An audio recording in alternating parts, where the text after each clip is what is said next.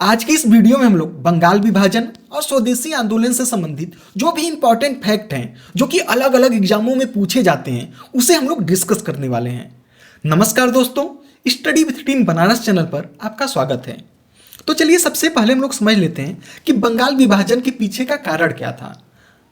तो अंग्रेजों ने देखिए बताया कि चूंकि बंगाल की जो जनसंख्या थी वो 8 करोड़ से ज़्यादा था, तो उन्होंने बताया कि प्रशासनिक सुधार के लिए हम लोग बंगाल का विभाजन कर रहे हैं। लेकिन इसके पीछे का जो एक्चुअल रीजन था वह था हिंदू और मुस्लिम को अलग अलग करना, उनके बीच फूट डालना। अंग्रेजों का तो काम ही यही था कि फूट डालो और राज करो। तो बंगाल को इन्होंने दो भाग में डिवाइड कर दिया, एक पूर्वी बंगाल, एक पश्चिमी बंगाल। पूर्वी बंगाल में इन्होंने मुसलमानों को कर दिया और जो पश्चिम बंगाल था वहां पे इन्होंने हिंदुओं को कर दिया। तो यह था इसके पीछे का मेन कारण। अब इसकी बात किया जाए घोषणा कब हुआ था बंगाल विभाजन का, तो 20 जुलाई 1905। कई जगह आपको 19 जुलाई भी देखने को मिलता है। तो घोषणा कब हुआ था, 19 जुलाई या फिर 20 जुलाई 1905। और प्रभावी कब हो गया था, ऐसा तो है नहीं कि इन्होंने बोला कि बंगाल का विभाजन करेंगे अगले दिन ही विभाजन हो जाएगा। तो घोषणा हो गया था 20 जुलाई को, लेकिन प्रभावी हुआ था 16 अक्टूबर 1905। यहाँ पर 6 गलती से हो गया था, तो यहाँ होगा 16 अक्टूबर 1905। तो कुछ दिन का समय लगा था, उसके बाद यह प्रभावी हुआ है। कई बार एग्जाम में पूछा है कि 16 अक्टूबर 1905 किस लिए फेमस है, तो इसी दिन बंगाल का विभाजन था, प्रभावी रूप से हुआ था। और उसमें अगर बात किया जाए भारत का वायसराय कौन था, तो लॉर्ड कर्जन था। लॉर्ड कर्जन वायसराय था जब बंगाल का विभाजन हुआ था। अब ये तो हो गया भारत का वायसराय। अगर बात किया जाए बंगाल का, उसमें जो बंगाल का लेफ्टिनेंट गवर्नर कौन था, तो एंड्रयूज फ्रेजर। या यूपीपीसीएस के एग्जाम में पूछा हुआ है। तो बंगाल का अगर पूछे लेफ्टिनेंट गवर्नर कौन था, तो एंड्रयूज फ्रेजर।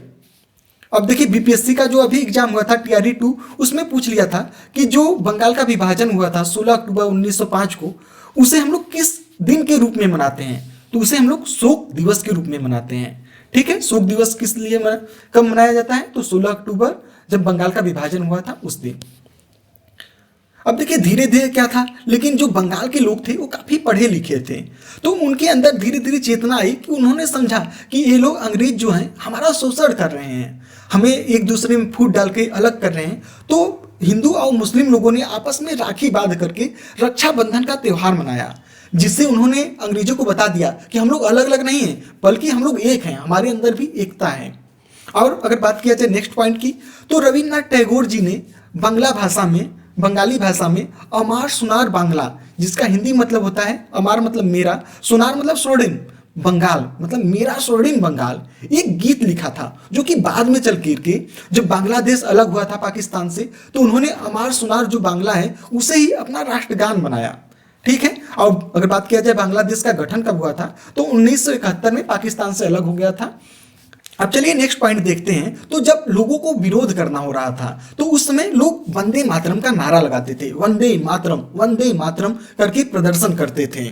तो देखिए जो बंगाल के लोग काफी पढ़े लिखे तो थे ही, धीरे धीरे जब इन्हें समझ में आया तो बंगाल का जब विरोध करने लगे, बंगाल विभाजन का विरोध करने लगे, तो इस समय उन्होंने क्या किया, जो अंग्रेजी कपड़े थे, अंग्रेजी वस्तुएं थी, विलासिता की वस्तुएं थे, सभी का इन्होंने बहिष्कार किया और स्वदेशी का आह्वान किया गया। तो प्रथम बार अगर बात किया जाए कि स्वदेशी चीजों का आह्वान कब किया गया था, तो यही बंगाल विभाजन के समय किया गया था और बहिष्कार किया गया था अंग्रेजी सामानों का। उसके बाद अगर हम लोग देखें सविनय अवज्ञा आंदोलन के समय में भी हम लोग देखें तो वहां पर भी अंग्रेजी कपड़ों का बहिष्कार किया गया था और नमक कानून तोड़ा गया था। अब देखिए 1905 में जब बंगाल का विभाजन हुआ था, तो उसमें जो भारतीय राष्ट्रीय कांग्रेस का जो अधिवेशन हुआ था वो कहाँ हुआ था, बनारस में हुआ था। हमारे चैनल का नाम भी क्या है, स्टडी विथ टीम बनारस, मैं भी बनारस से हूँ। तो बनारस अधिवेशन कब हुआ था, 1905 में हुआ था। उसमें उसके अध्यक्ष कौन थे, गोपाल कृष्ण गोखले जी थे। और यहाँ पर क्या हुआ था, बंगाल विभाजन का यहाँ पर जम करके विरोध हुआ था। अब नेक्स्ट देखिए हम लोग आ जाते हैं स्वदेशी आंदोलन का। तो स्वदेशी आंदोलन क्यों शुरू हुआ था, तो अभी हम लोगों ने देखा ही था कि बंगाल का जो विभाजन हुआ था इसके विरोध में ही स्वदेशी आंदोलन हुआ था। यह भी कई बार अलग अलग एग्जामों में पूछा हुआ है। जो बीपीएससी का एग्जाम हुआ था उसमें भी पूछा था कि स्वदेशी आंदोलन क्यों शुरू हुआ था, तो इसका यही रीजन है कि बंगाल विभाजन के विरोध में ही स्वदेशी आंदोलन का शुरू हुआ था। यहाँ पर हम लोगों ने देखा था कि यहाँ पर विदेशी कपड़ों का बहिष्कार किया गया था और स्वदेशी चीजों का आह्वान किया गया था। अब बात किया जाए कि स्वदेशी जो आंदोलन हुआ था, तो अलग अलग अलग अलग जगह पर कौन लोगों ने नेतृत्व किया था, अलग अलग जगह पर लीडर कौन थे। तो अगर बात किया जाए यहाँ पर पुणे और बंबई की, तो वहाँ पर बाल गंगाधर तिलक ने पुणे और बंबई में नेतृत्व किया था। अगर बात किया जाए पंजाब में, तो पंजाब में अजीत सिंह और लाला लाजपत राय ने नेतृत्व किया था। यह देखिए कई एग्जाम में पूछा हुआ है कि स्वदेशी आंदोलन के समय दिल्ली में कौन नेतृत्व करता था, तो सैयद हैदर रजा थे। ठीक है, ये काफी इंपॉर्टेंट है। सैयद हैदर रजा कहाँ पर थे, दिल्ली में नेतृत्व किए थे। तो आपको यह वीडियो देखिए छोटा सा बना है, कैसा लगा आप नीचे कमेंट करके जरूर बताइएगा और इसे अपने दोस्तों के साथ शेयर कर दीजिए। धन्यवाद।